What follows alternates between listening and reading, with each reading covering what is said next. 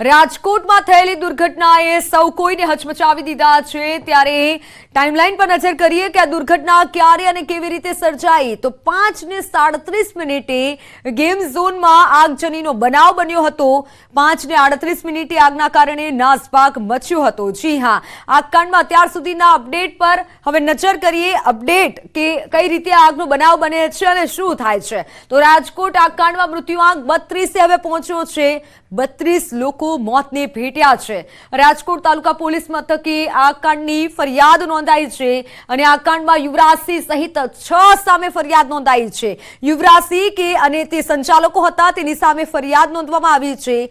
વેલ્ડિંગના તણખો પડ્યો અને આગ લાગી। એક વેલ્ડિંગનો તણખો પડે છે અને જેના કારણે આ વિકરાળ આગ લાગે છે અને આ દુર્ઘટના બને છે અને 32 લોકોના જીવ જાય છે।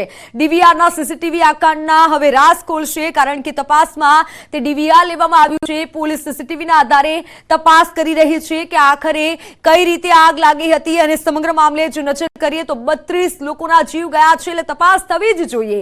ગેમ ઝોનની ફાયર એનઓસી લેવામાં નહોતી આવી, આ સૌથી મોટો મુદ્દો છે।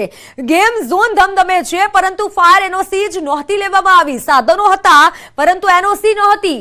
ગેમ ઝોનમાં માત્ર 7 ફૂટનો એક જ એન્ટ્રી હતી, એટલે કે એન્ટ્રી ગેટ એક જ હતો। રાજકોટ ગેમ ઝોન આગકાંડમાં જે મોટા ખુલાસા થયા છે, ગેમ ઝોન સંચાલકો જવાબદારીથી છટકતા હતા। ટીઆરપી ગેમ ઝોનમાં લોકો પાસે ફોર્મ કઈ રીતે થાય, કઈ પણ જવાબદારી થાય તો તેવું એક ફોર્મ ભરાવવામાં આવતું હતું। કંઈ પણ થાય તો જવાબદારી ન હોવાનો ફોર્મમાં ઉલ્લેખ હતો।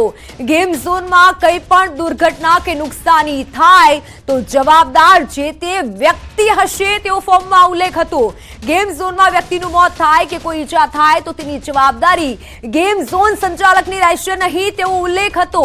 બાહેધરી ફોર્મમાં જે તે વ્યક્તિની સહી સાથે આવું ફોર્મ ભરાવાતું હતું। આ ફોર્મ અત્યારે વાયરલ થયું છે।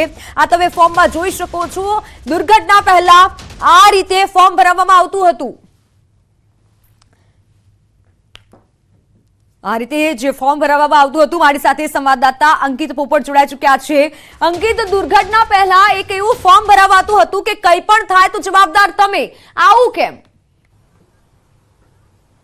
ચોક્કસ મિત્તલ, ખાસ કરીને જે ફોર્મ સામે આવ્યું છે, આ ફોર્મની અંદર પણ સ્પષ્ટપણે જે ખાસ કરીને લખવામાં આવ્યું છે કે TRP game food and entertainment undertaken by Dhaval Corporation, TRP go karts and પેન્ટબોલ।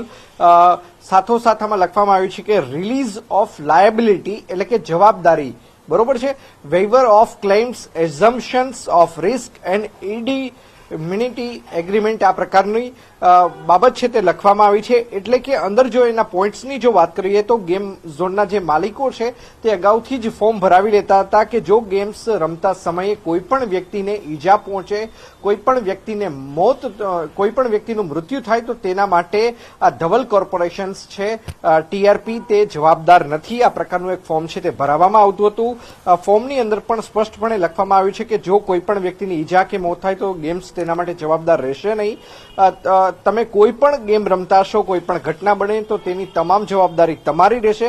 આ પ્રકારનું એક પહેલેથી જ ફોર્મ છે તે ભરાવી લેવામાં આવતું હતું। સાથોસાથ તેના સબ પોઈન્ટ્સની જો વાત કરવામાં આવે તો આમાં સ્પષ્ટપણે લખવામાં આવ્યું છે કે વ્યક્તિગત ઈજા, મિલકતને નુકસાન અથવા તેની બેદરકારીના કારણે થયેલા મૃત્યુ માટે કોઈ પણ જે જવાબદારી છે તે બાબતે હું સમજુ છું।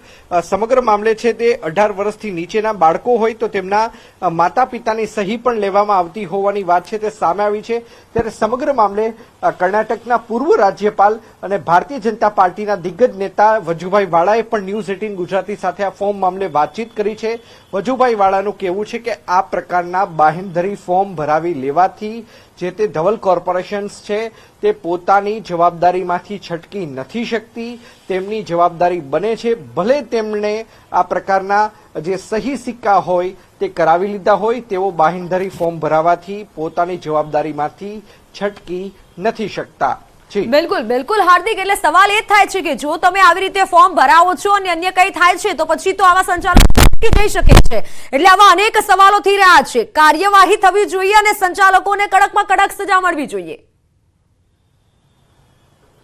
ચોક્કસ મિત્તલ, ખાસ કરીને વાત કરવામાં આવે તો તમામ અત્યારે પ્રેસ મીડિયા અને લોકોની નજર છે તે હાલ અત્યારે પોલીસ અને સાથોસાથ જે કલેક્ટર છે તેની પ્રેસ કોન્ફરન્સ ઉપર છે, કારણ કે જે ગત રાત્રે રાજકોટ શહેર પોલીસ કમિશનર રાજુ ભાર્ગવે મીડિયા સાથેની વાતચીતમાં મૃત્યુઆંક છે તે 20 બતાવ્યો હતો અને ત્યારબાદ મીડિયાને તેઓએ બ્રીફિંગ નથી કર્યું. એફઆઈઆર છે તે પણ સેન્સિટિવ ની અંદર નાખી દેવામાં આવી છે, જેના કારણે મીડિયા મિત્રો છે તે આ એફઆઈઆર વાંચી ન શકે, ડાઉનલોડ ન કરી શકે. આ જે એફઆઈઆર છે વાંચવી હોય, ડાઉનલોડ કરવી હોય તો માત્ર સક્ષમ જે અધિકારી છે તે જ આ એફઆઈઆરને ડાઉનલોડ કરી શકે, તે પ્રકારની સેન્સિટિવ ની અંદર આને મૂકી દેવામાં આવી છે. જ્યારે કે મોરબીની જે પુલ દુર્ઘટના જે સર્જાઈ હતી કે જેમાં 137 થી વધુ વ્યક્તિઓના મૃત્યુ નીપજ્યા હતા, તેની અંદર આને સેન્સિટિવ રાખવામાં નહોતી આવી, પરંતુ અહીંયા ચોક્કસ સેન્સિટિવ રાખવામાં આવી છે. એટલે સવાલો એ પણ ઉભા થઈ રહ્યા છે કે આખરે આ એફઆઈઆરને સેન્સિટિવ રાખવા પાછળનો રાજકોટ શહેર પોલીસની કયા પ્રકારની મનસા છે. કારણ કે જો રાજકોટમાં એક પરપ્રાંતીય વ્યક્તિ હોય કે જેને મકાન ભાડે રાખવું હોય અને તેનો માલિક છે, પોલીસને જાણ ન કરે તો પોલીસ જાહેરનામાનો ભંગનો ગુનો નોંધે છે મકાન માલિક અને પરપ્રાંતીય વ્યક્તિ વિરુદ્ધ. ત્યારે પોલીસ સ્ટેશન વિસ્તારની અંદર આ છેલ્લા 2 વર્ષથી આ પ્રકારે ધીકતો ધમધમતો આ ધંધો ચાલી રહ્યો હતો, કોઈ પણ જાતના લાયસન્સ વગર, કોઈ પણ જાતની ફાયર એનઓસી વગર. તો શા માટે પોલીસની નજર ના ગઈ? શા માટે રાજકોટ મહાનગરપાલિકાના ફાયર વિભાગની જાણ ન થઈ? અધિકારીઓ શું નિંદ્રાધીન હતા કે શું? આ પ્રકારના સવાલો છે તે પણ ખાસ કરીને સામે આવી રહ્યા છે. ત્યારે સમગ્ર મામલે વજુભાઈ વાળાએ ન્યૂઝ 18 સાથેની વાતચીતમાં કેટલાક અહેમ સવાલો પણ ઉઠાવ્યા છે કે અધિકારીને મીઠાશ મળતી હશે, તેના કારણે જ તેમની મીઠી નજર હેઠળ આ ધમધમતો જે ધંધો છે તે ચાલી રહ્યો છે. અને સાથોસાથ તે કેવું છે જવાબદાર અધિકારી વિરુદ્ધ પણ કડકમાં કડક પગલા છે તે લેવા જોઈએ. ખાસ કરીને મોરબીની આપણે જે વાત કરી હતી તેમાં પણ કોઈ અધિકારીનું નામજોગ એફઆઈઆરમાં નામ નહોતું, અત્યારે પણ નામજોગ એફઆઈઆરમાં નામ નહીં કોઈ પણ અધિકારીનું. જી અંકિત, બિલકુલ આભાર માહિતી બદલ.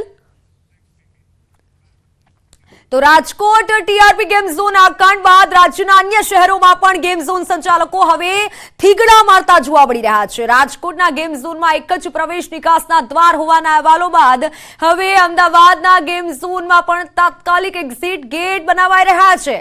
અમદાવાદમાં ગેમ ઝોનમાં એક્ઝિટ ગેટ બનાવાઈ રહ્યા છે. ન્યૂઝ 18ના કેમેરામાં તે દ્રશ્યો કેદ થયા છે કે સંચાલકના થીગડા ફન બ્લાસ્ટ ગેમ ઝોનમાં તાત્કાલિક રીતે થીગડા મારવાના હવે શરૂ થયા છે. આ તમે દ્રશ્યો જોઈ લો કે જ્યાં અન્ય હવે દરવાજા બનાવવામાં આવી રહ્યા છે, એક્ઝિટ પોઈન્ટ બનાવવામાં આવી રહ્યા છે. સંવાદદાતા મૌલિક જોડાઈ ચૂક્યા છે.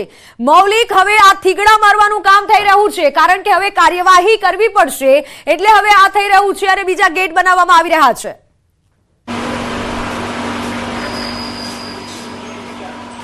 મિત્તલ, ચોક્કસથી જે રીતે ગઈકાલે રાજકોટની ઘટના